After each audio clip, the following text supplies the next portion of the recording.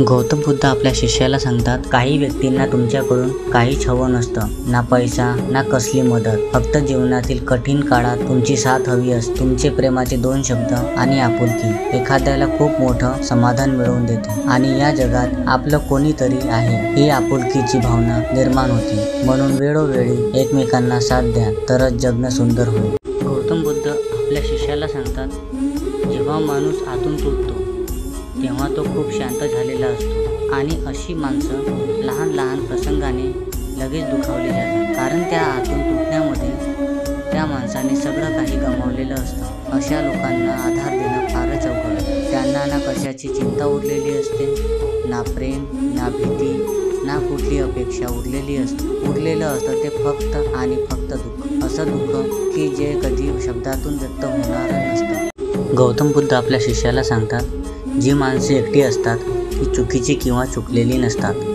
ती माणसं स्वाभिमानी असतात, इतरांचा विचार करणारी असतात, समोरच्या सुखासाठी दूर असलेली असतात, नातं टिकवण्यासाठी प्रयत्न करून हरलेली असतात, प्रामाणिक राहून दुखावलेली असतात, समोरच्याला नको आहे नातं नको आहे आपली सोबत म्हणून दूर निघून आलेली असतात. एकटी असणारी माणसं चुकीची किंवा चुकलेली नसतात, बस त्यांना कोणी समजावून घेणारं नसतं. सर्वात गडद रात्र म्हणजे तुमचे अज्ञान. प्रत्येक व्यक्ती आपलं आयुष्य जगत असताना स्पर्धा करत असतो. स्पर्धा करतच समोरच्या व्यक्तीपेक्षा आपण किती सरस आहोत हे सिद्ध करण्याचा प्रयत्न करतो. यावर बुद्ध सांगतात, जीवनात हजारो युद्धांमध्ये विजय मिळवण्यापेक्षा स्वतःवर आणि स्वतःच्या मनावर विजय मिळवा. त्यानंतर तुमच्या आयुष्यात आलेला आनंद आणि सुख तुमच्याकडून कोणी हिरावून घेऊ शकत नाही.